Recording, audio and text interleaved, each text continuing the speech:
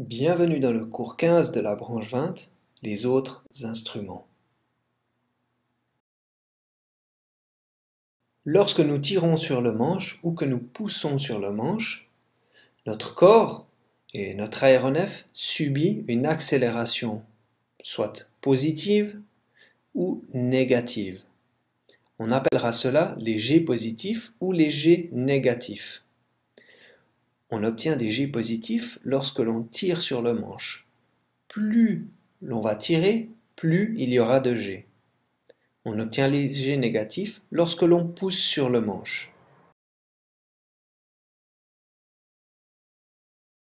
Afin de mesurer la quantité de G que l'aéronef va subir, on va avoir un petit instrument avec une masselotte, un ressort de suspension, et lorsque cette masselotte se met à bouger, soit en bas ou en haut, elle fait bouger une aiguille qui nous indique que les G augmentent ou diminuent.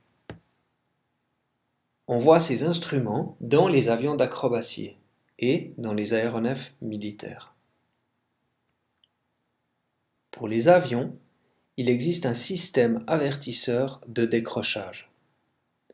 Ce petit système, c'est simplement une petite barrette qui ressort sur le bord d'attaque de l'aile, et lorsque les filets d'air ne passent plus par-dessus mais par-dessous, cela veut dire que l'angle d'attaque est trop élevé, et donc pousse la barrette qui va faire retentir un klaxon.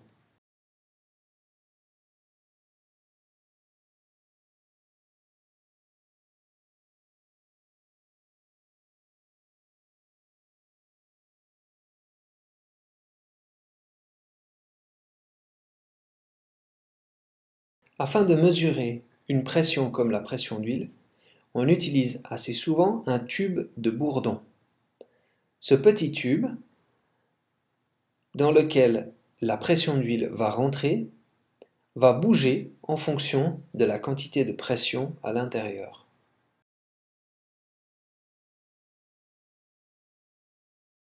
On va en avoir besoin pour mesurer la pression d'huile et la pression d'essence dans nos aéronefs. Afin de mesurer la pression d'admission, on va utiliser un système un petit peu plus complexe avec des capsules anéroïdes et l'on va mesurer la pression dans la tubulure d'admission, donc à l'endroit où l'air va jusque dans le moteur. Voilà comment vont être indiquées les pressions d'admission dans les aéronefs. À droite, on a plutôt un instrument d'avion et à gauche, cela peut être un instrument d'hélicoptère.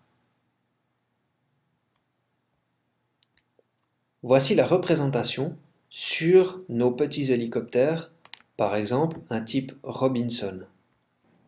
Lorsque le moteur sera arrêté, la pression d'admission va indiquer la pression atmosphérique à l'endroit où l'aéronef est.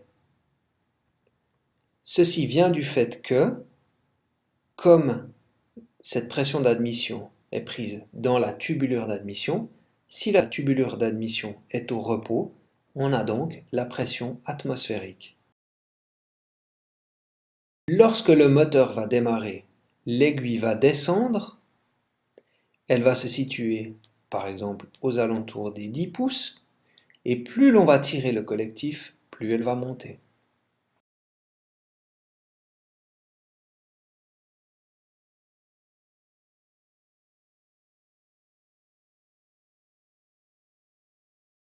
Afin de mesurer la température, on a plusieurs moyens.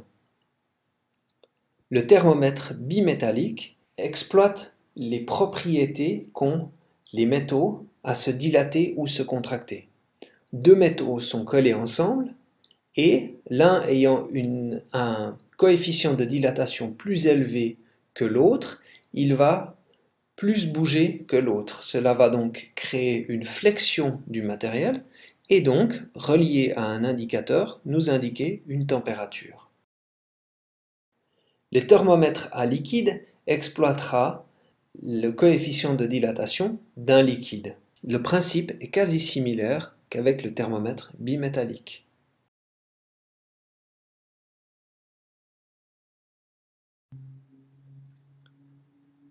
Le thermocouple. Le thermocouple exploite la propriété électrique de deux matériaux. Nous avons deux matériaux qui ont des propriétés électriques différentes et lorsque l'on va chauffer ou refroidir ces matériaux, ils vont avoir une tension différente.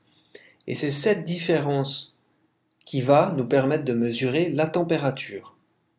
Les thermocouples sont utilisés pour les mesures de température dans nos turbines car ils permettent une grande plage d'utilisation et aussi une rapidité de mesure, ce qui est essentiel dans la turbine. Il existe aussi les thermomètres à dilatation de gaz et les thermomètres à résistance de platine.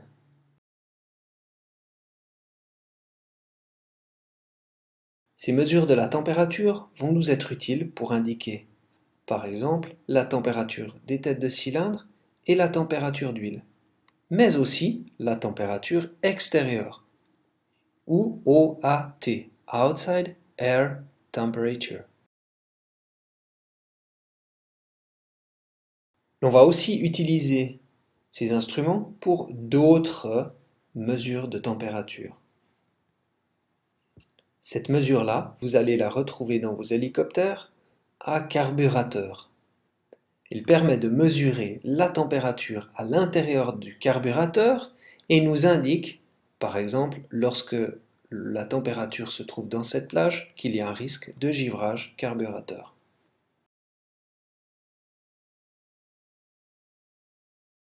Afin de mesurer les tours, on aura plusieurs manières.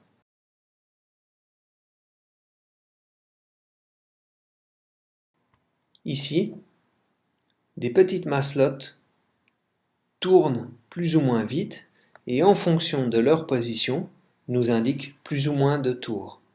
Certains comptes-tours sont électroniques, d'autres mécaniques.